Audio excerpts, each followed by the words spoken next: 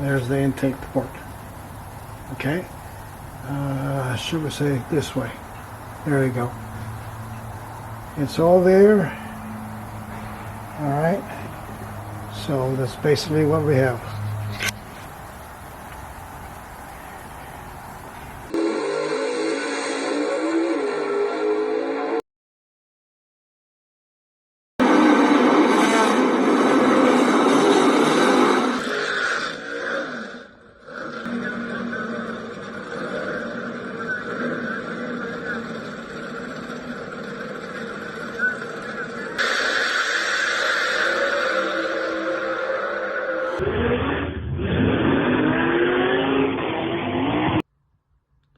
And the soon-to-be-done Fox Body LAPD race car. Good morning, good day, good evening from whatever part of the world you're tuning in from. Welcome to Ben Alameda Racing. Lately, I've been getting a lot of comments and questions about my intake port plates that I've done on several small block Fords, with much success. But anyway, the good part about this is I started my first plate cylinder head was a big block Chevy. And it was my buddy Brad Udill's 540 cubic inch big block with a Brodix cylinder head, and we wanted to get more power out of that, and we succeeded. And in the process, I put the plate on and left everything basically as, oh, change the camshaft as well. And big improvement. Unfortunately, this type of manifold right here. Here's our big block at the dyno, and you can see the spacer there on the intake that kicked this manifold up. And then we made end seals there out of the same thing to seal the valley tray or the valley pan away from the manifold and keep it from leaking. If you notice how far that is, this end cylinders are standing straight up, and intake carburetor comes in there, the air fuel comes in this way. It couldn't quite take it to the ends, and straight up here on both ends, unlike the ones I showed you earlier. But this really wreaked havoc, and we had distribution problems on this. End cylinders went super lean, and the center cylinders went super rich. As you can tell, we kept adding those, but it really didn't help any. And we tried it sideways, or north-south, east-west location. Nah, it didn't matter. Of course it wouldn't, because it's a square flange dominator. When I made the cylinder head flow much more, the discrepancy between the outside cylinder and the center cylinder got even worse. In spite of that, we were down on timing, and the end cylinder was getting leaner, and the center was getting richer than before, until we switched over to a dual, or the new owner switched over to 2 dominators. But it gained something like 35 more horsepower, okay, with the timing set back, because we were afraid that we're going to burn up the end cylinders and basically flood the center cylinders. So it was not a good scenario whatsoever. But eventually this engine, in a 3,200 pound, and then with driver almost 3,400 pounds, went 835. That is equating something like 1,200 horsepower, or maybe a tad more. That is very impressive. That's basically a heavy car with that big block. And sure, it's impressive to go low 8s if your car is 2,600 pounds or even 2,800, but this is 3,200, almost 34 with the driver. So that is pretty doggone good. And the intake port has been moved. Here is some of the picture. Now there's the big block Chevy intake port. If you look here, this is where I started going up, and I took that all the way down there to the intake guide. And if you notice, this is just one of the floor welding used to be over here, and we welded it and then proceeded to go all the way inside that you will see on the next photo. You're looking at the intake port. What I messed up here was I went too low. I welded it higher again, because if I did go up, let's say 350 thousandths, I'll go up here 350 thousandths, so I don't lose or gain any more intake runner CC. I try to keep it consistent. So if I did go 400s here, I'll go up 400s here as well, so that nothing has basically changed. Now, look how high this is. When I was done, this was right about there on the very edge. Okay, and I welded it again like shown here, going up. And that's what we ended up with, and go back to the flow bench and see what I end up getting. I didn't do the W floor here then, you know, and I didn't experiment sticking the screwdriver over here and see what my flow bench does, because from what I've experienced, it seemed like almost all cylinder heads, inline or canted valve, when you stick it right there, you see the flow meter change, that it detects an increase in flow. And look at the back there, the port, look at the port back there, it's quite high. All right, so because in anticipation I really went up. This is a ongoing process. You work with it, come back, do some more, come back again, do some more. So it's painstakingly long ordeal. All right, so this was re-welded again, and then I epoxied whatever the imperfections are, and then I went up there still. Again, let me point out the arrow where the spacers are in. This is some kind of it's not plastic, some kind of material that I don't know what, but it's very light and fuel resistant, very important. And right here you can see the spacer to make up the gap right there. This is the engine at the dyno, where it made, I think, 1085, 35 horsepower better with the race port or race plated intake port, and could have done better, but we got the timing retarded big time between running this, keep it from burning up the end cylinders, as you can see how bad this is, and being overly rich in the center cylinders. We couldn't find a happy compromise.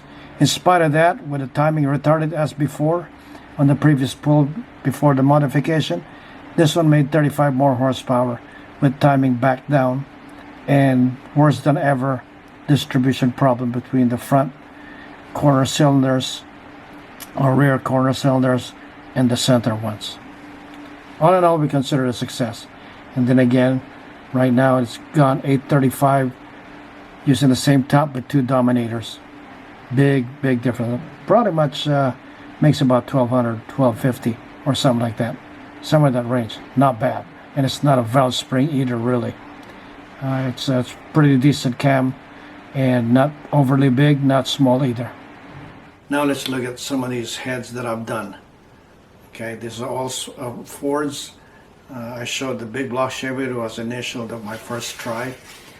And here's some of these other cars.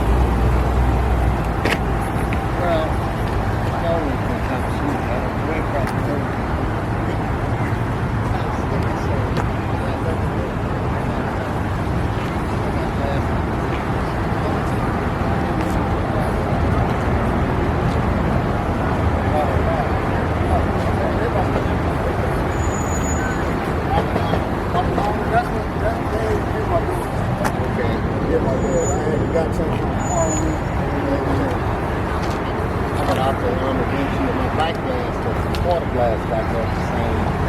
But the windshield, the back window, and the door glass, so like that. This like nobody knows.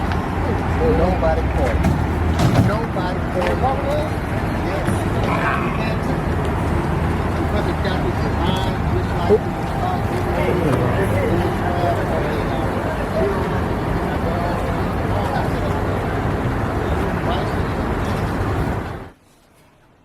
a shot of the Blue Thunder head before I made it permanent, but you can tell the plates right there, and look how high it is right now. While the super silicone takes a sip. This is the way the heads look like. You can see the plate right there, and it's slightly above the valve cover rail. As usual, I have two plates, one on top of the other, and over here the bottom of the port originally is right about the bottom of the first plate. So this thing went up about ½ an inch. There's another picture of the engine as the way it was set up. Here you have both of them, the Brodix-Neal and the Blue Thunder. At this point, the Brodix-Neal is lower than the Blue Thunder, but the flow is still superior because this one goes straight to the valve, whereas the Blue Thunder has a left turn that it does. So it's not a straight shot to the valve, it has a curve, and there's no ways around that. Here's a close-up between the two. But by the time I run, I epoxied this. It had a more rounded edge to it. Let's see how high they are. But let me just take caution. When you raise the port this high, sometimes it gets thin right around the holes, the bolt holes for the roller, the rocker arm shaft. You got to be careful, because when you go super high, you're not going to have that much grip on the casting to retain the rocker arm shaft. Here it is, the plated beside a peripheral port small block Chevy. There it is. You can see the bottom is cut off already.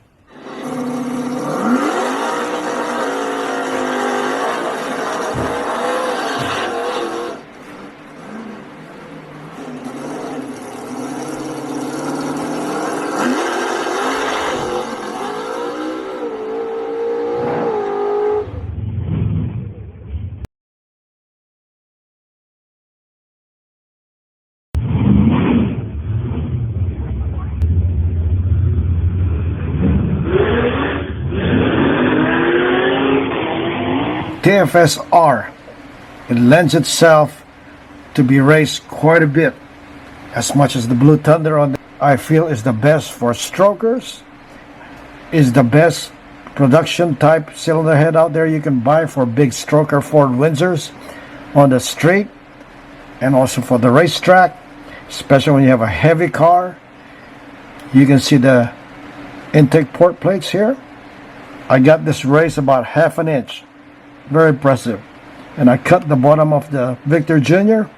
and you can see the valley plate, and I take the water out of the side of the head. I completely block the water, or the thermostat. This passage here is completely blocked. That's why you see this. I cut off and welded a plate there, and I'm using a TFS external thermostat housing. Here's another picture from the right side. You can see the hoses there. You can put braided if you want, or some of the high quality black hose, which I prefer. But this, you can buy this from TFS. It's pretty good. But remember, make sure you block that water port right there. This plate is solid, so it blocks the water port. So no big deal. You don't have to block the head itself. The plate did that for us already. T&D rockers, this is for the LA. And I use a restrictor here. I don't use a thermostat. Restrictor with a small diameter hole. And there's the temperature gauge sending unit right there. So it's pretty much user friendly. I like it. But like I said, if you're gonna build a 408 or a bigger 4100 stroke or 4170 on the street, I suggest the longer stroke if you get some weight on the car, and an R head. And you could do this with a regular twisted wedge, 11R or the original twisted wedge, which I worked with on Storm and Norman's car before it came into production as a twisted wedge. But they are very impressive, especially for big cubic edge. Remember to always drill the hole as high as possible on the head, on the front or even the back of the head if you want to run a hose, a bleed hose. The reason is that when you have a water circulation here, if your water pump isn't very good, air bubbles can get trapped on top of the head. And a lot of pressure will push the air bubbles out over here and burp it out of the system. But if not, if it's too low right here, it's not very good, okay? Because the air bubbles will get trapped on top of the head. And then you have to drill some kind of a bleed type valve, okay? Or like a brake bleeder on a caliper. You install that on top of the head right here and bleed off on all four corners. But if you have a lot of pressure on your pump, that's not a problem. There's Giovanni's 421, isn't it? 422, yeah.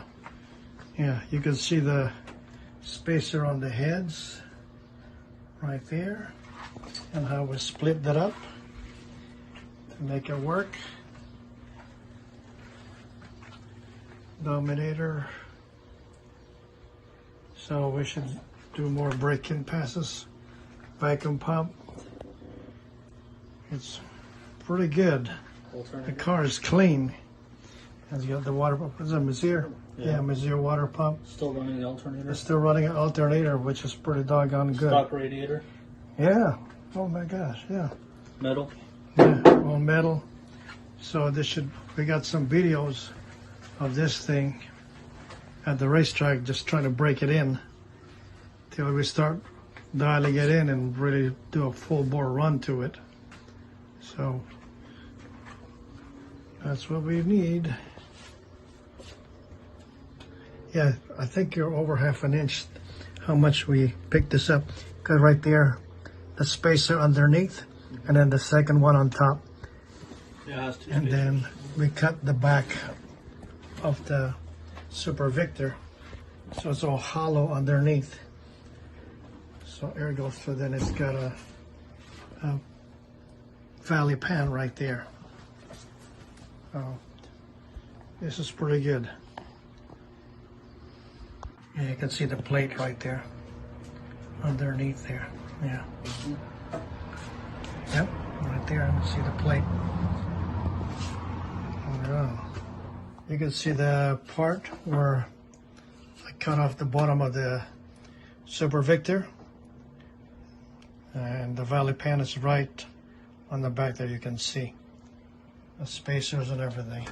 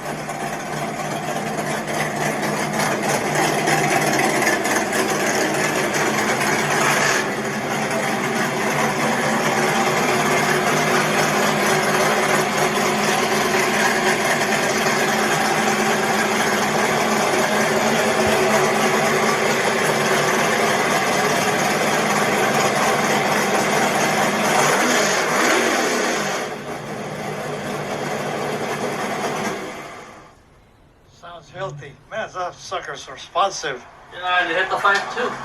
Really? When I hit the shift light, yeah, it hit Sheesh. the 5.2, so. Well, there you go, folks. Coming to the track near There's you. basically a hot streak combination and 4100 stroke. Not the regular 408 with a 4-stroke. This got another 100 thousandths on the stroke, which is what I prefer, like I said on the other videos.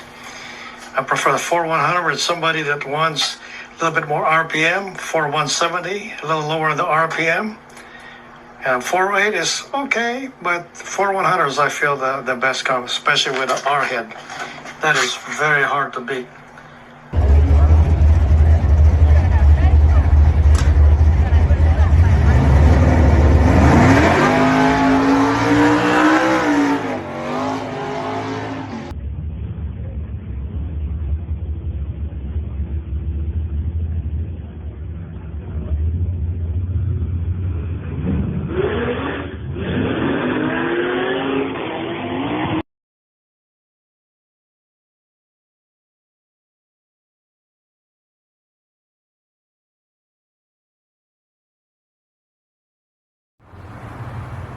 You guys are looking at the engine for the LAPD or the new LAPD race car. It's a small block for now. The startup engine just to get the chassis going. Anyway, just to show everybody, it's a 351, and you can see the spacers on the intake port.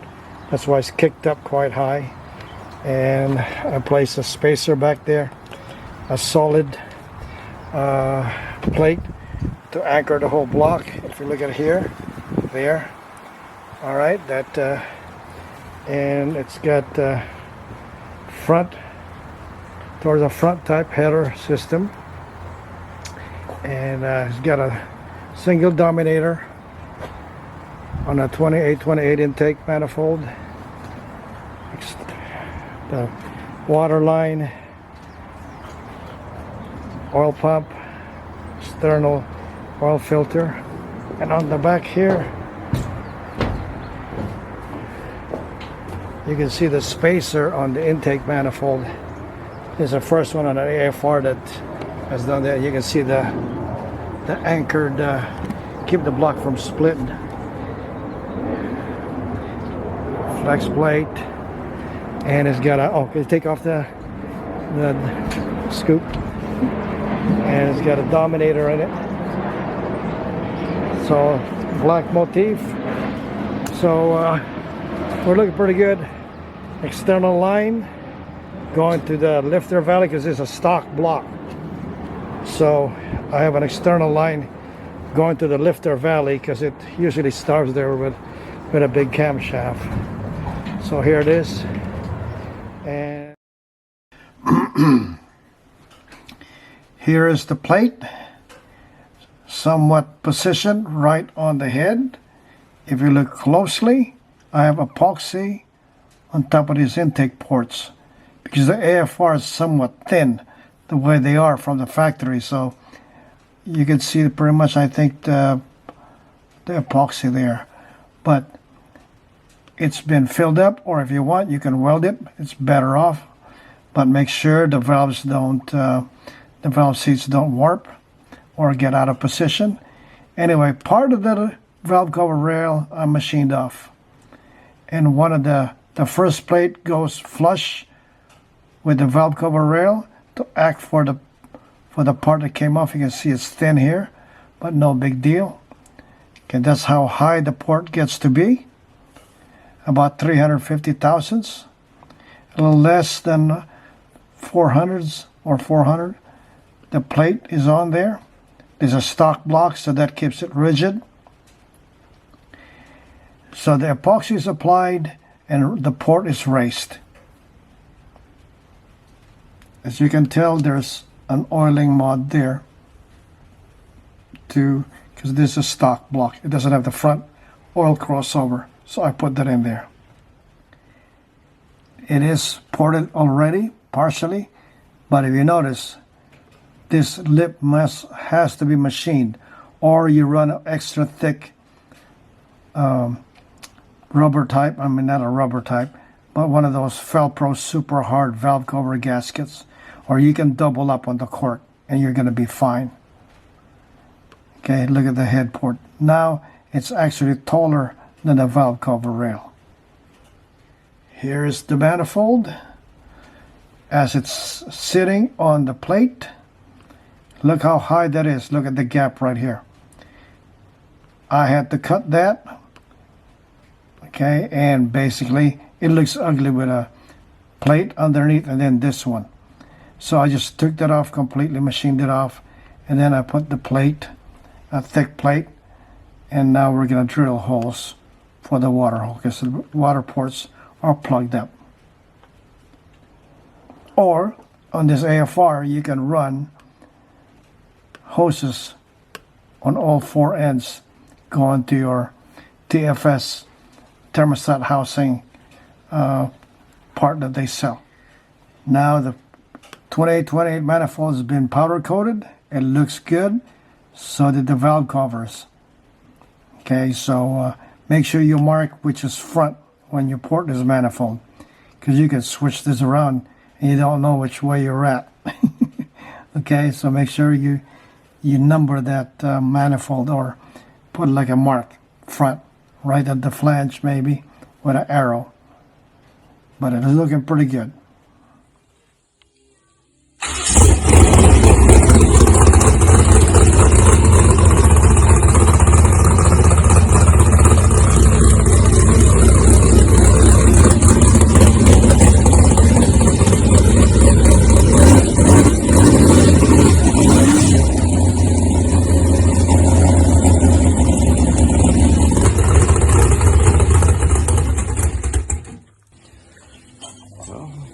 Sounded good. Nice.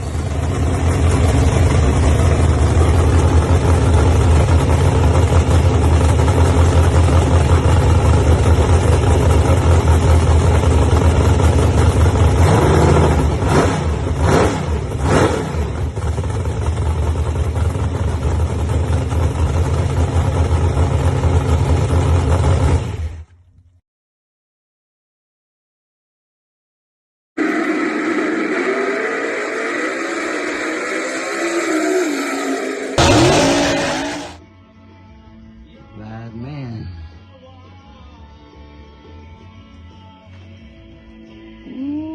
Ooh-wee. Yeah, we got a little talent going on up in this. Wow. Nice. Here is the tape. The one on the left is Huey's type of Blue Thunderhead. The one on the right is Irwin's. And look at here. Look at the height of the valve cover rail. In Huey's, I machined this thing off and put the plate flush with the valve cover rail, and it went, and the top of the port went about there. Okay. On Irwin's, look how much higher this is.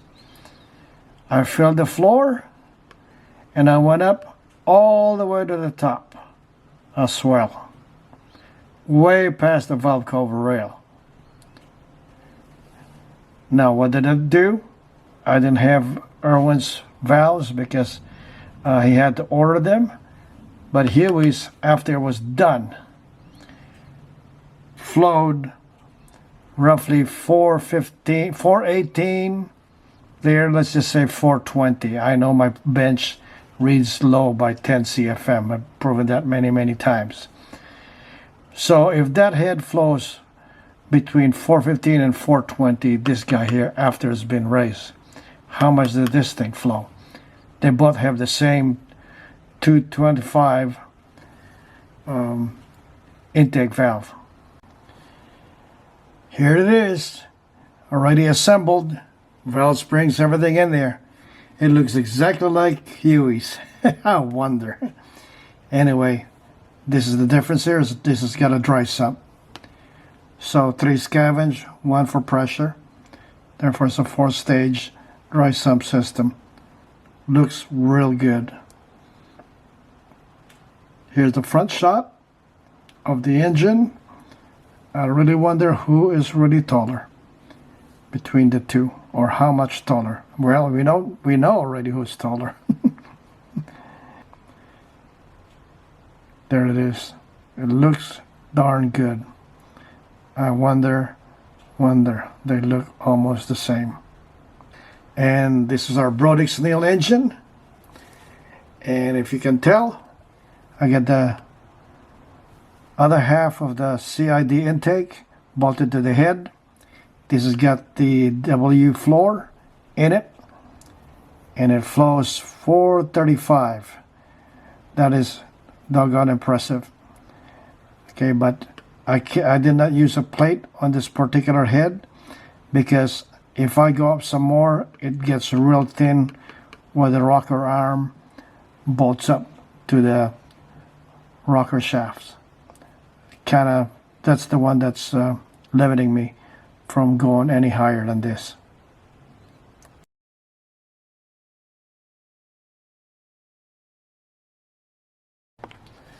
Some of the changes that we've done is smaller exhaust valve, made more power, except on a very rare case of very, very high RPM. And you need a lot of that pulling power of overlap and a bigger exhaust valve. That is the only exception, should I say. But for the most part, mid-range, top end and everything picked up, as long as the RPM isn't extremely too high.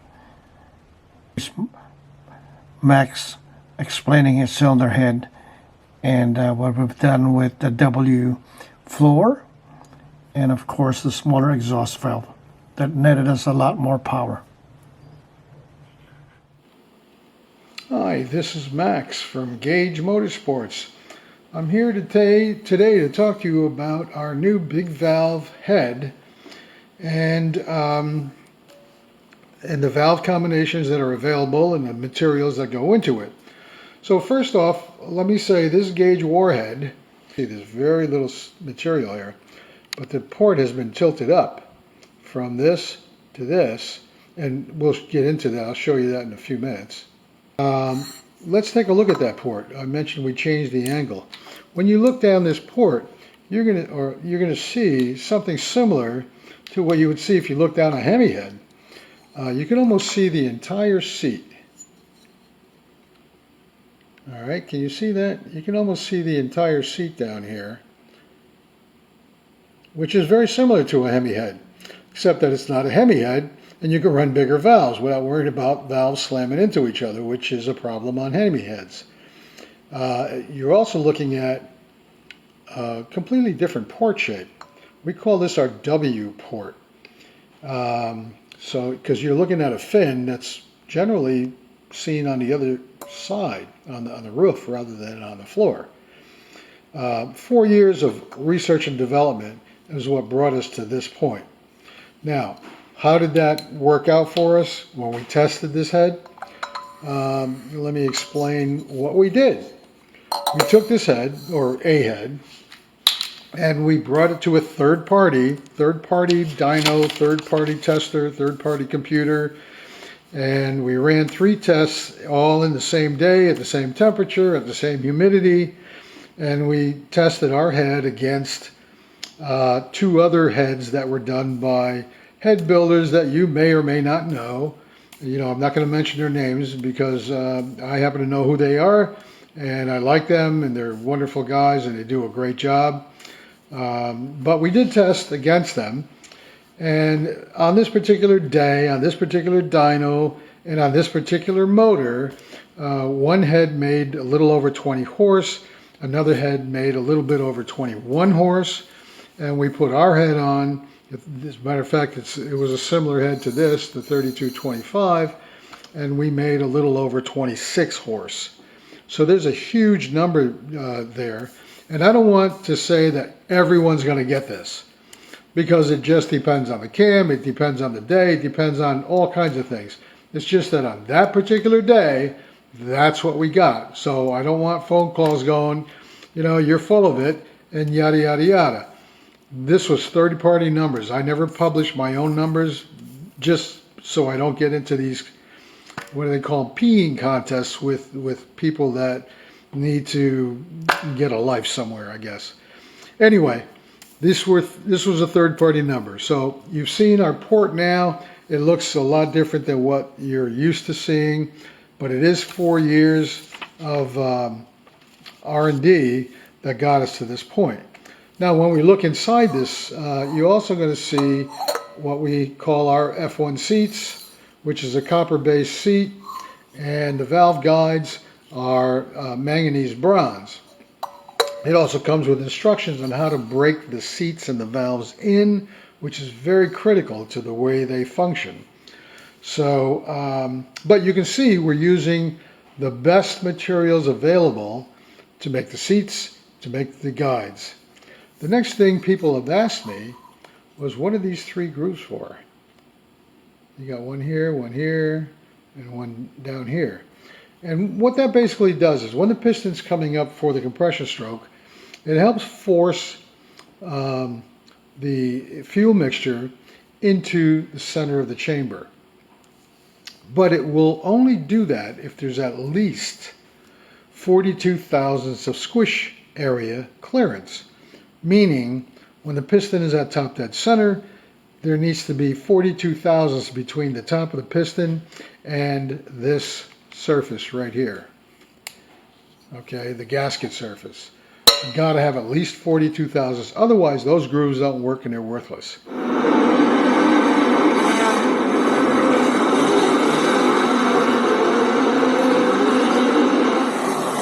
Gage boys 1 and 2. Aiden's gaining hard.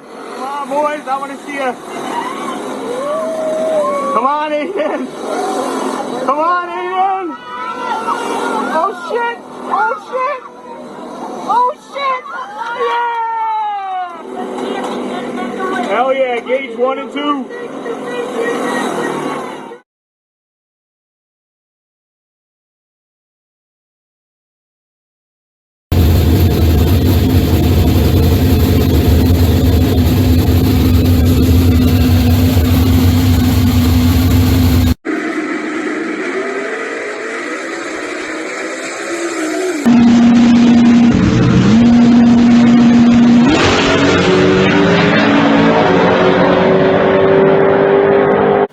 Please subscribe, like, and share.